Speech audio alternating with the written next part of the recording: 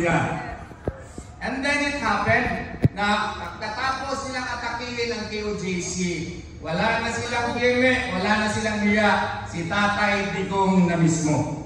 At ang nangyari po, doon po ako sa Hong Kong at request ako ni ES na kung pwede ba ay masali ko siya sa kanyang petisyon doon sa certiorari na na-prepare ko na sa ating mahal na Senador Bato de la Rosa. At nakita naman ninyo, kinidnap po si Tatay Digong, minadali natin yung petisyon, meron na sana tayong TRO pero hindi lumabas yung TRO at ngayon po ay nakakulong si Tatay Digong. Ngayon ay pending po ang petisyon natin doon sa Korte Suprema. Nag-file po tayo ng motion for the issuance of TRO on 2 grounds. One, on the alleged existence of the warrant of arrest against Senator Bato de la Rosa, and second, on the continued cooperation of the Philippine government with the International Criminal Court. What we are saying, ano pong ipinaglalaban natin?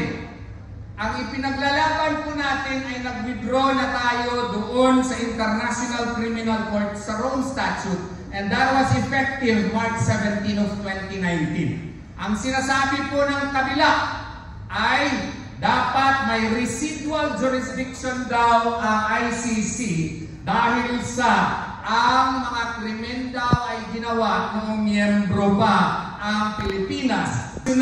Kung meron tayong judicial system po sa ating bansa, bakit ang mga banyaga ang maghuhusga kung ano ang ginagawa natin sa ating sariling bansa? Di ba tama? Hindi naman po pwede na si Tatay Digong ay desisyonan na isang korte na hindi na tayo miyembro. Hindi naman po pwede na mga banyaga ay magdidesisyon kung anong nakakabuti sa ating bansa. Di ba po tama? Kaya nga po, nagpupursige tayo na ang ating Korte Suprema will finally exercise its discretion, its jurisdiction on the matter, and clearly declare that the Philippines is no longer a party to the Rome Statute, and thereby declare that any and all acts done by the Philippine government during the time of the kidnapping of the former president is illegal, void, unconstitutional, at yan po ang pinaglalaban natin ngayon sa Korte Suprema ng ating bansa. Epekto nito. Ang epekto po nito ay kung magdeklara po ang Korte Suprema ng ganito, and especially with the declaration of the Department of Justice, that the Department of Justice now is continuing in its processing of witnesses that would be submitted or that would be presented before the International Criminal Court. What does that imply? It implies po, ang ibig sabihin po niyan ay continued po, nagpapatuloy po ang kooperasyon ng gobyerno ng Pilipinas sa ICC. Bawal po yan, maski anong English po ang gagamitin po ng kabila. Kaya nga po, kini-question natin ang Solicitor General. Noon, yung Solicitor General nagsabi na, gaya ng sinasabi natin ngayon, na wala na pong jurisdiction ng ICC sa ating bansa, sa Philippine situation. Kaya nga po nag-refuse sila, hindi na sila nakikialam. Pero ngayon, sumayaw na naman nang bumaliktad ang Solicitor General. Gusto na naman sumali doon sa kaso. Sumali na sila, pero huwag na lamang sana nilang kalimutan that they are the tribune of the people, they are the lawyer of the government, and they are supposed to represent and defend the interests of the Philippine government. And the Filipino people have spoken. We are no longer under the jurisdiction of the ICC. Kaya nga po, naawa tayo kay Senator Bato de la Rosa. Kinukutsa. Bakit daw siya nagtatago? Hindi po nagtatago si Senator Bato de la Rosa. Kung kayo sasabihan, may warrant sa iyo, galing sa isang bansa na hindi pa natin nakita, galing sa isang korte na hindi natin nirerespeto, sasabihin bigla ng DOJ, meron na pala kaming natanggap dito na ICC. dakpin ka namin, hindi na idadaan sa korte natin. Tama ba yun? Kayo daw, dakpin daw. Hindi kaya magtatago. Yan daw si Rimulya kung meron siyang warrant of arrest. Tingnan natin kung hindi siya magtatago. We just want a legal clarification. They cite Section 17 of Republic Act 9581. There are two modalities by which you can allow yourself to be under the jurisdiction of another foreign court. One, extradition. Second, surrender. But it must be pursuant to applicable extradition laws and treaties. Dalawa lang yan. Extradition laws. What are our laws? PD 1096. Sinasabi nila, hindi po pwede po ang extradition laws. Kasi po, under PD 96 and pursuant to Rule 1, Section 3M of the said rules, the requesting state would be the foreign state and ICC not being a state, and therefore, that is not covered. Hindi ako nag-agree yan, but granting ex argumenti gracia yan na. Okay, di na lang tayo magtatalo, hindi ako agree sa inyo yan ha, na yung extradition laws hindi mag-apply, pero sige na lang, i-concede natin yan. Pag-usapan natin ang extradition treaty. May treaty ba tayo on surrender with the ICC? Wala! In the first place, ICC is an international court. Treaties are only entered between and among independent states. So therefore, if there is no extradition law, and there is no extradition treaty or surrender treaty, anong modality, legal modality i-apply mo? Wala. So kung walang legal modality, bakit mo arestuhin si Senator De La Rosa? Di ba tama? Oh, wala silang sagot po dyan. Pangalawang argumento, okay, surrender. Meron na ba tayong IRR implementing rules on surrender? Wala. O bakit mo dakpin si Senator De La Rosa? Yan po ang ipinaglalaban natin. Meron na naman tayong pinaglaban. Yung kaso po, ang kliyente ko po, si Mayor Baste Duterte, pinaila natin ang kidnapping and 9 other criminal cases with the Office of the Ombudsman. Ang nangyari po nun, tinanggal sa docket. Tinanggal. Na-file na natin, may docket na criminal case numbers.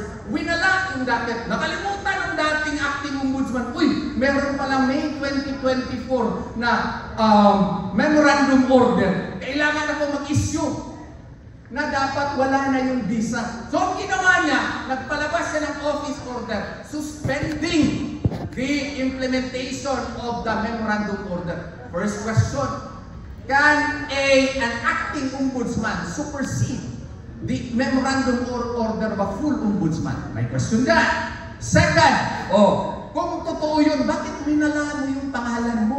Wala na siya sa kaso. Si Ombudsman Rimulya. Ginawa niya yun para makakuha siya ng clearance. Pagkakuha niya ng clearance, hindi qualified na siya, na-appoint na siya ngayong ombudsman. Tama ba yun? Because under the rules, pag may pending case ka with the Office of the Ombudsman, hindi ka pwede ma-issuehan ng certification. Ergo, hindi ka pwede ma-appoint. Tinanggal yung docket, binigyan siya ng certification, dinakit ulit, wala na siya sa kaso. Pwede ba yun? Bakit? Nag-issue ba kami ng affidavit of desistance sa kanya? Kaya nga po, pinaila natin ang disbarment case po si Ombudsman Rimulya. Sabi ni Mayor Baste, paila natin yan, attorney. Go! Go tayo dyan! Yun, mga kabayan ha. Tayo rin po ang nagtulong kay Ma'am Inday doon sa kanyang impeachment. Naalala niyo po?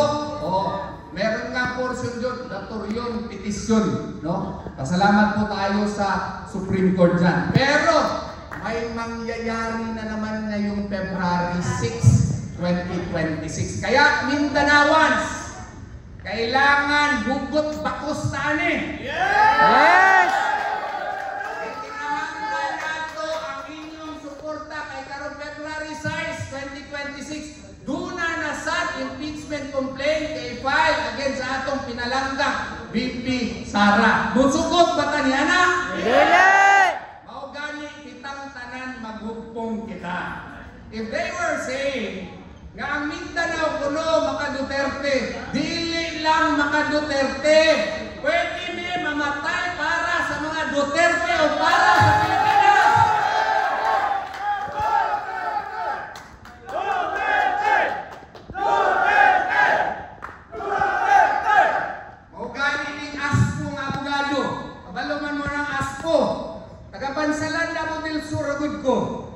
balay, kawayo na po sa akong basis. Ano, ang atong 2022, nagpatuga-tuga kung dagan sa Bodilsor, pildi pabitaw ko, nagtautang-tutanggo tungkol sa ako ang kanina. O ito, may experience na ito, hadlok ni Guto. Pero akong pasalig sa inyo. Kung di magpumudagan, I will support Inday Sara. I will support the Senate slate. Sorry, hindi mo sukot.